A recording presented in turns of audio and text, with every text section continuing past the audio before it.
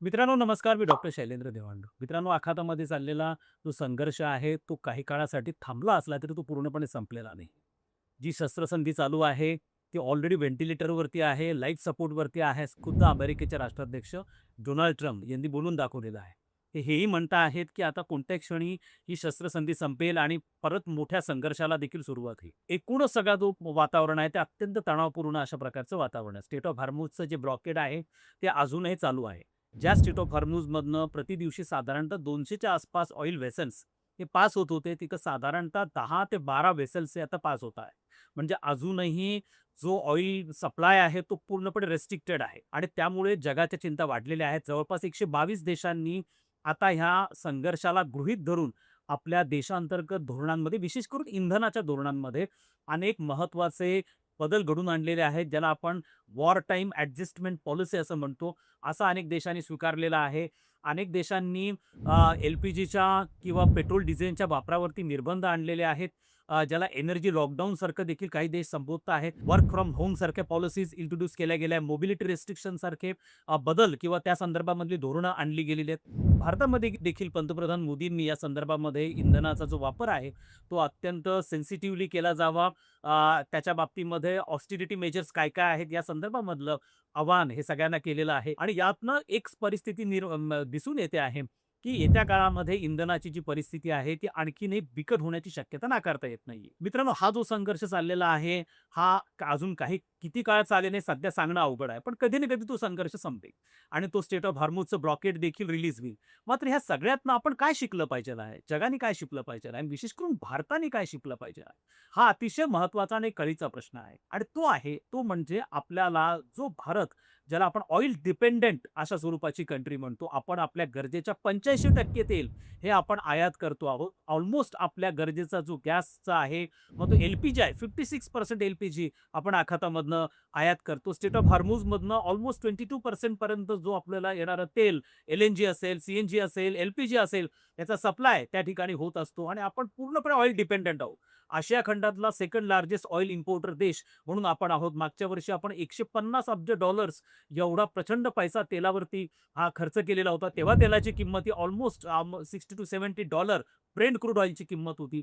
प्रति बॅरल होती. आता एक लक्षात घ्या, की मी प्रत्येक वेळेला प्रति बॅरल ब्रेंट क्रूड ऑइलची किंमत असा उल्लेख हा माझ्या अनेक व्हिडिओजमधनं करतो. तुम्हाला प्रश्न असा पडला असेल, की प्रति बॅरल मग एका बॅरलमध्ये किती तेल असतं? तर तुमच्या माहितीसाठी सांगून ठेवतो, की एका बॅरलमध्ये 159 लिटर एवढं तेल असतं आणि म्हणून बॅरलमध्ये काउंट केले जातात या सगळ्या ज्या करतात त्या मेट्रिक टनमध्ये केल्या पाहिजेत. पण अजूनही तो ट्रेंड आहे, की ते बॅरलमध्ये या सगळ्या गोष्टी काउंट केल्या जातात.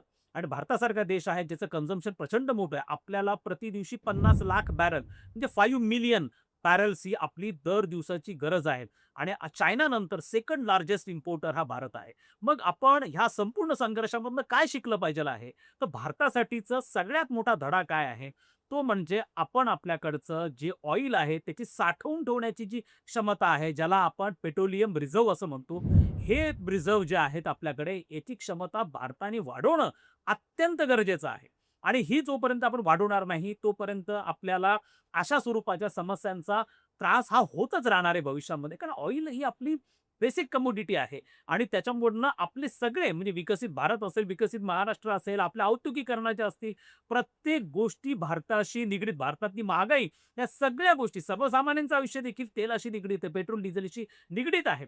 अशा वेळेला सगळ्यात मोठा धडा आपण याच्यातनं काय घेणार आहोत? तर तो धडा असा आहे, की आपल्याकडे तेल साठवून ठेवण्याची क्षमता ही भारताला येत्या काळामध्ये वाढवावी लागणार आहे. आणि आता मी तुलना करणार आहे, की इतर देशांनी कशा-कशा पद्धतीने काळजी घेतलेली आहे आणि भारत तुलनात्मकदृष्ट्या यामध्ये कसा मागे आहे.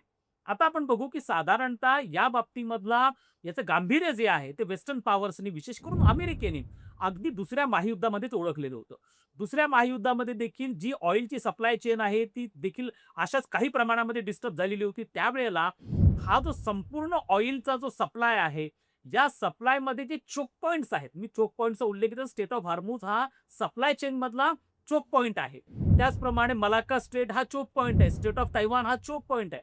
म्हणजे तेलाची जहाजं जी निघतात, जी आखातामधनं तेल घेऊन निघतात आणि ती ज्या वेळेला अशा निमुळत्या समुद्रधुनीमधनं प्रवेश करून जातात, त्या वेळेला त्यांना चोक पॉइंट्स असं म्हटलं जातं. तर स्ट्रेट ऑफ हार्मुझ हा चोक पॉइंट आहे आणि आता एकूणच तेलाची सगळ्या सप्लाय चेनचं भवितव्य या चोक पॉइंटवरती निर्भर आहे. म्हणजे हा जो चोक पॉइंटवरती तुम्ही निर्बंध आणले, नियंत्रण आणलं किंवा तिथं एखाद्याने काही अटॅक सुरू केलं, तर अख्खी तेलाची सप्लाय चेन ती डिस्टर्ब होऊन जाते. जे आता घडतं आहे, जे स्ट्रेट ऑफ हार्मुझला ज्याला चोक पॉइंट म्हटलं जातं, त्याचं ब्लॉकेड झाल्यामुळे आता तेलाच्या व्हेसल्स किंवा जहाजं जी आहेत, त्या ठिकाणं पार होत नाहीयेत. त्यामुळे याचं गांभीर्य हे अमेरिकेसारख्या देशांनी 1944ला म्हणजे जेव्हा दुसरं युद्ध चालू होतं, दुसरं महायुद्ध संपण्याच्या याच्यावरती होतं, त्यावेळेला पहिल्यांदा अमेरिकेने याच्यावरती गांभीर्याने लक्ष दिलं. आणि त्यानंतर मग 1956ला या संदर्भामध्ये अमेरिकेत आपण काहीतरी पॉलिसी तयार केली पाहिजे म्हणून त्यांच्याकडे चर्चा सुरू झाली. मग 1973चा ऑइल शॉक आला आणि ऑइल शॉकच्या नंतर जेव्हा त्याच्यानंतर प्रामुख्याने अमेरिकेमध्ये अत्यंत सीरियस कन्सिडरेशन त्यामध्ये केलं गेलं आणि मग गल्फ ऑफ मेक्सिकोमध्ये अमेरिकेने अंडरग्राउंड अशा प्रकारचे रिझर्व्ह तयार केले आणि ज्यामध्ये तेल साठवून ठेवायला त्यांनी सुरुवात केली. मित्रांनो, आजच्या घडीला अमेरिकेकडे तेल साठवून ठेवण्याची क्षमता जी आहे ती प्रति बॅरल मी तुम्हाला सांगतोय 430 दशलक्ष बॅरल्स. ओके, 430 मिलियन बॅरल्स एवढं प्रचंड तेल अमेरिकेने गल्फ ऑफ मेक्सिकोमध्ये साठवून ठेवलेलं आहे आणि हे यासाठी साठवून ठेवले की जर अशा प्रकारची इमर्जन्सी निर्माण झाली तर या तेलाचा रिझर्व्ह स्टॉक म्हणून वापर केला जातो. आणि मग त्यानंतर IEA नावाची जी इंटरनॅशनल एनर्जी असोसिएशन नावाची संघटना आहे 1980s लेट 80s मध्ये इस्टॅब्लिश झाली आणि मग त्यांनी तर एक नियम तयार केले. त्यांनी सांगितलं की प्रत्येक देशाने, कारण हे संपूर्ण तेलाचं इतकं अस्थिर अशा स्वरूपाचं एक गणित आहे सगळं. अशा प्रकारच्या काही इमर्जन्सी तयार झाल्या, युद्ध झालं, यादवी संघर्ष झाला, दहशतवादी हल्ले झाले, तर अशा वेळेला हे चोक पॉइंट जर ब्लॉक झाले तर जगामध्ये अस्थिरता निर्माण व्हायला नको म्हणून प्रत्येक देशाने 90 दिवस पुरेल एवढं तेल साठवून ठेवलं पाहिजे आहे, असं IEA ने अशा प्रकारचे नॉर्म्सच तयार केलेले होते आणि त्यानंतर प्रत्येक देशाने जवळपास ज्या देशांची गरज म्हणजे जे 80% पेक्षा जास्त तेल इम्पोर्ट करतात, अशा देशांनी वेळीच काळजी घेतली आणि त्यांनी आपला जो त्याचा स्टॉकपाईल आहे तो वाढवायला त्यांनी त्या प्रकारचे सगळे इन्फ्रास्ट्रक्चर डेव्हलप करायला सुरुवात केली. मग तर जर तुम्ही दुसरं उदाहरण घेतलं याच्यामध्ये तर आपण जपानचं उदाहरण घेऊ. जपानचं उदाहरणमध्ये साधारणतः जपानकडे आजच्या घडीला अशा स्वरूपाने 260 मिलियन बॅरल्स साठवून ठेवण्याची क्षमता आहे. हे मी तुम्हाला सांगतोय ते गव्हर्नमेंटचं सांगतोय. मी त्याला प्रायव्हेटचं त्याच्यामध्ये कन्सिडर करत नाहीये. पण शासनाची म्हणजे सार्वजनिक कंपन्या ज्या असतात, पब्लिक सेक्टर ज्या कंपन्या आहेत, त्यांची ऑइल साठवून ठेवण्याची क्षमता हे मी सांगतोय तुम्हाला या ठिकाणी. आणि मग जर तुम्ही चीनचा विचार केला तर मित्रांनो मी नेहमी सांगत गेलेलो आहे की या देशाकडनं आपल्याला प्रचंड शिकता येण्यासारखं आहे. या देशाने कसले कसले साठे करून ठेवलेत बघा. त्यांनी पार अगदी कणकीपासून म्हणजे पिठापासून, तांदळाचं पीठ नूडल्स तयार करण्यासाठी लागतं. तर तांदळाच्या पिठापासून म्हणजे जर अख्ख्या जगावरती समस्या निर्माण झाल्या, जगामध्ये आपण असं सांगू की प्रचंड मोठं दुष्काळाचं संकट निर्माण झालं, अशा वेळेला देखील चीन अनेक महिने तग धरू शकतो. इतकी प्रचंड काळजी या देशाने घेतलेली आहे. मित्रांनो, या देशाचं पॉप्युलेशन फार मोठं पॉप्युलेशन, आपण रिसेंटली त्यांना ओव्हरटेक केलेलं आहे. आपण सगळ्यात जास्त पॉप्युलेशन असणारी कंट्री बनली आहे. पण चायनाने तुम्हाला सांगतो की त्यांनी नद्यांचे प्रवाह बदललेले आहेत. चायनामध्ये पिण्याच्या पाण्याचे संदर्भात त्यांनी जी धरणं बांधली आहेत, त्यांची संख्या 72,000 आहे. 72,000 त्यांच्याकडे डॅम्स आहेत. इतकं प्रचंड. आणि आज जगामध्ये सगळ्यात जास्त पिण्याच्या पाण्याचे साठे कोणाकडे असतील तर ते चायनाकडे आहे. त्यामुळे जग जरी तहानलेलं उद्या पिण्याच्या पाण्याच्या समस्या निर्माण झाल्या, पावसाचे इश्यू झाले, पण चायनाला समस्या येणार नाहीये. सिमिलर प्रकार तिने कोविड काळामध्ये केला होता. मग कोविड काळामध्ये तुमचे मास्क असतील किंवा PPT किट्स असतील, यांचा देखील प्रचंड स्टॉकपाईल चायनाने करून ठेवला होता. आणि आता मी जसं तुम्हाला उदाहरण दिलं, पार अगदी तांदळाच्या पिठापासून देखील त्यांनी प्रचंड साठे, सोन्याचे साठे त्यांनी करून ठेवले आणि सिमिलर पद्धतीने त्यांनी तेलाचे साठे केलेत. मित्रांनो, तुम्हाला धक्का बसेल, चायनाकडे सध्या जे ऑइल आहे, चायनाची जी कॅपॅसिटी आहे ती 1.4 बिलियन बॅरल्स आहे. 1.4 बिलियन म्हणजे अमेरिकेच्या चौपट तेलाचं साठवणूक क्षमता ही चायनाकडे आहे. तेलाची अमेरिकेच्या चौपट जवळपास 1.4 बिलियन बॅरल्स चायनाची कॅपॅसिटी आहे. म्हणजे हा आखातातला संघर्ष अजून 2 वर्ष जरी चालला तरी चायनाला फरक पडणार नाही, इतकं प्रचंड तेल हे चायनाने साठवून ठेवलेलं आहे. आणि आता आपण भारताकडे जर वळालो, तर मित्रांनो आपली म्हणजे आता हा जो सगळा प्रकार आहे, खरं तर आपण याच्यात खूप खूप लेट सुरू केलं. म्हणजे अमेरिकेने 1940s मध्ये विचार सुरू केला. 1970s मध्ये त्यांनी गल्फ ऑफ मेक्सिकोमध्ये अशा प्रकारचे इन्फ्रास्ट्रक्चर डेव्हलप करायला सुरुवात केली. चायना, जपाननी 80s, 90s मध्ये या बाबतीमध्ये प्रचंड पुढाकार घ्यायला सुरुवात केली. मित्रांनो भारताने मात्र 21व्या शतकामध्ये हे इन्फ्रास्ट्रक्चर डेव्हलप करायला सुरुवात केली आणि हे सुरुवात झाली 2004 मध्ये.